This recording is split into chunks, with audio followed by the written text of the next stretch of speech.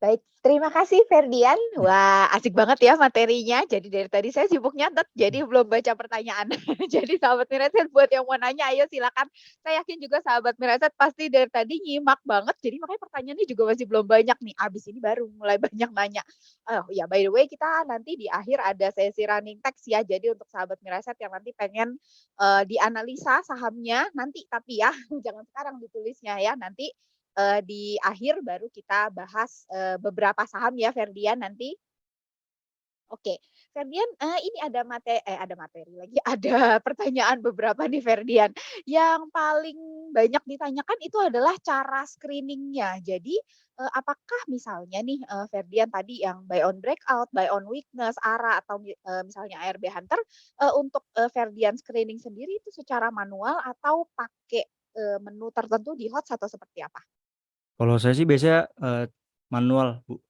Jadi seperti saya udah bahas di minggu pertama, jadi cara screening saya itu pada malamnya itu saya lihat di stock gainer.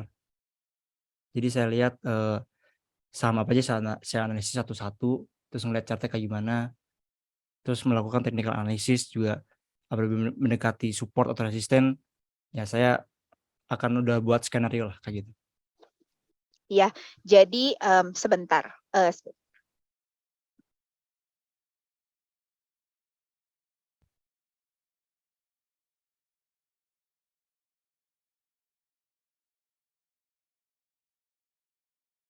baik, saya sambung kembali, mohon maaf tadi, Mmm, ada suara.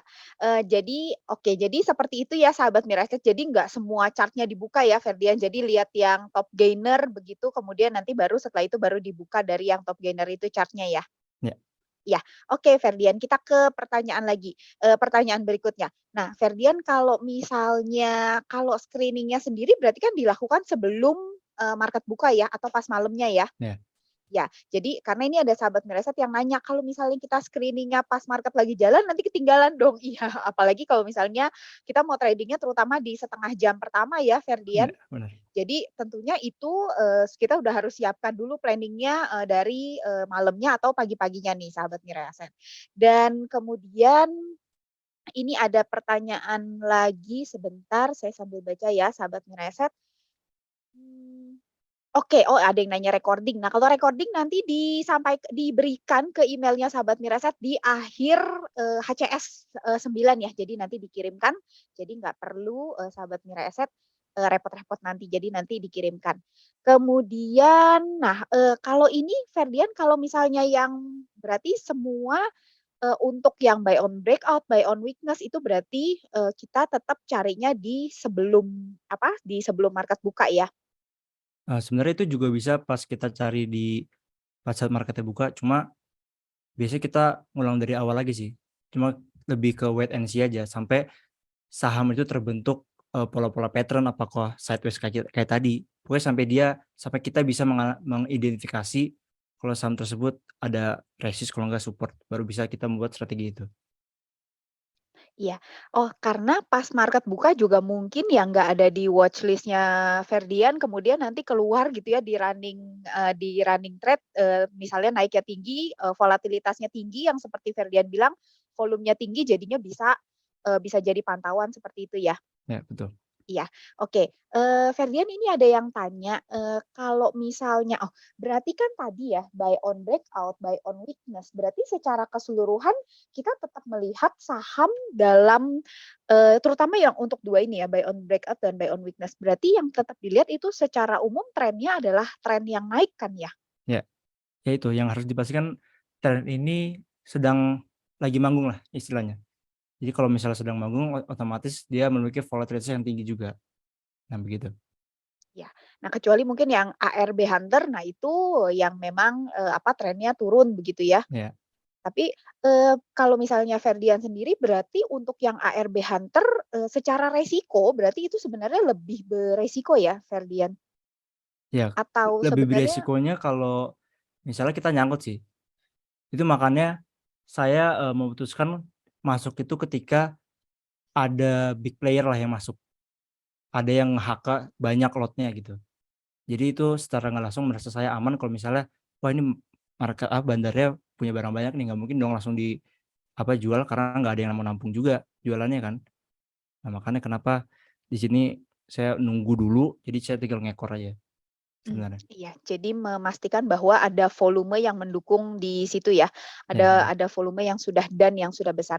Nah, Ferdian ini ada yang tanya, kalau misalnya untuk buy on breakout dan buy on weakness, itu Ferdian lihat bid offer nggak?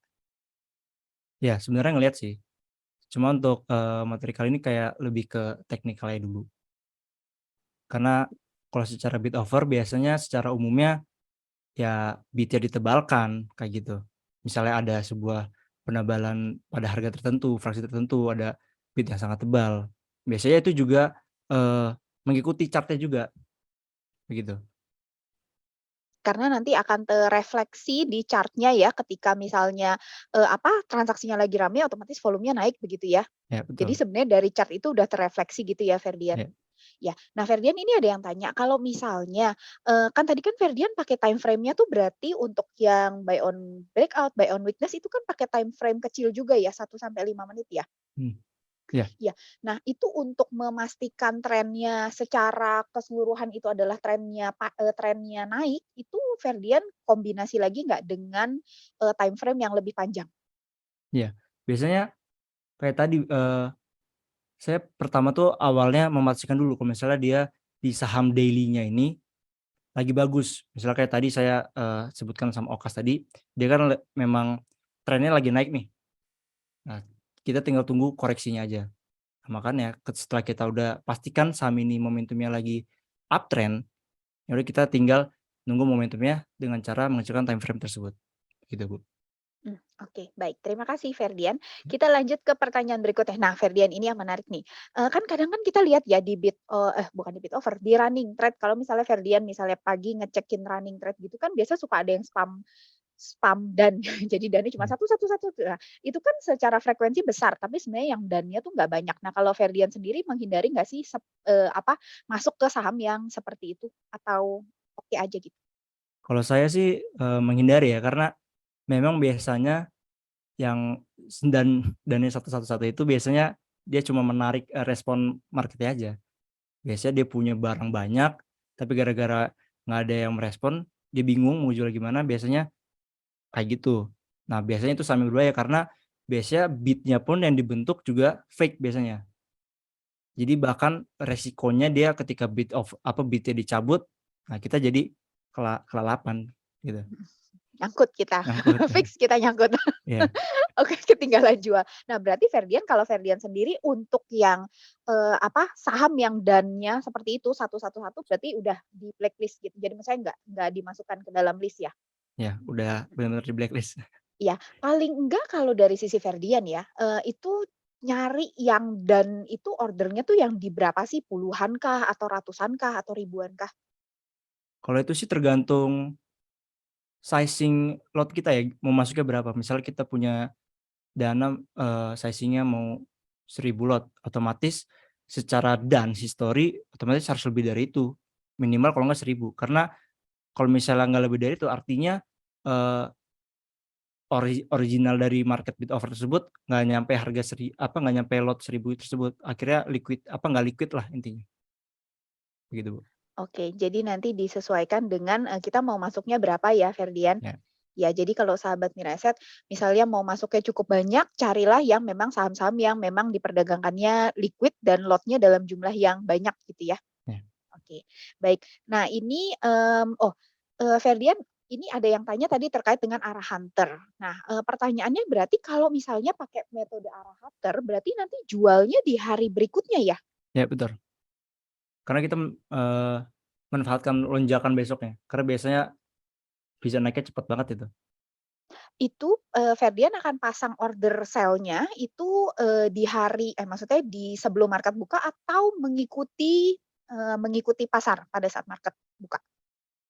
Kalau saya biasanya ngelihat dulu pergerakan gimana, kalau misalnya pada awal market biasanya dia gap up, nah saya langsung jual. Karena kan kalau target saya kan, dalam scalping kan 2-3%, cuma kalau misalnya dia langsung gap kayak gitu, ya udah langsung jual aja. Cuma kalau misalnya dia masih masih 0% nih, masih pergerakannya ditambahin terus, ya udah kita tinggal ikutin aja kayak gimana.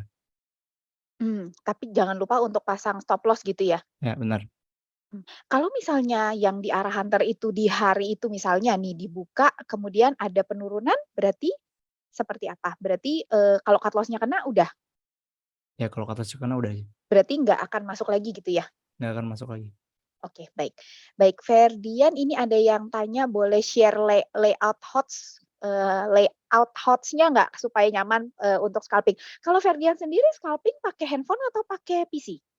Pakai laptop, Oh, pakai PC ya ya berarti ya, pakai PC ya. versi versi PC ya, karena sahabat Miraset nggak semua orang cukup berbakat untuk pakai handphone Mmm, secepat itu gitu. iya benar, Dan kan masalahnya kalau di handphone menunya cuma bisa kelihatan satu ya, jadi harus mmm, ini.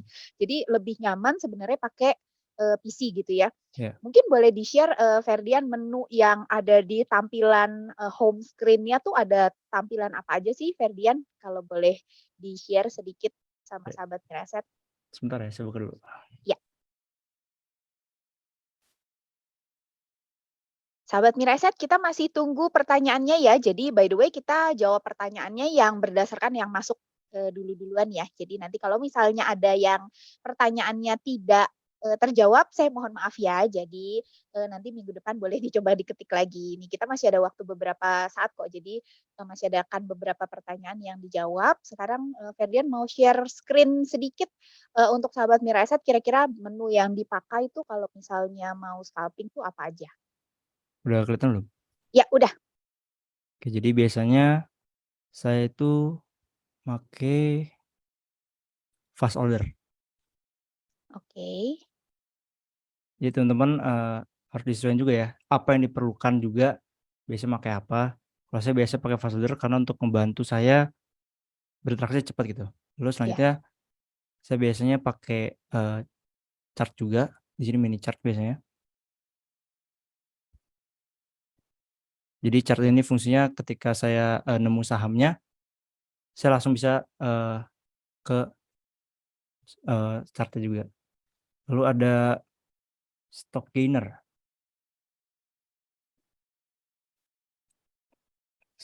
di sini.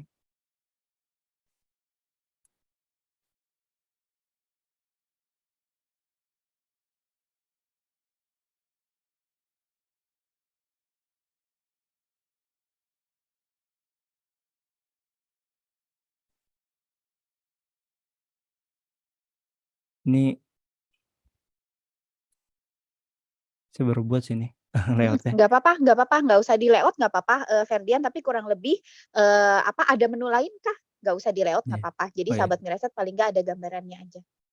Jadi selain ini juga saya pakai running thread, Anda bisa klik apa, Ya, ketik running thread juga. mhm mhm, Biasanya keempat ini sih yang saya gunain buat, saya scalping gitu. oke, Cuma berarti biasanya sebenarnya kenapa saya nggak ada di sini, mhm biasanya saya atur lagi. Soalnya ini kan bisa mhm, di-send out nih, iya, heeh, saya atur lagi makanya, nggak terstruktur di sini. iya, baik.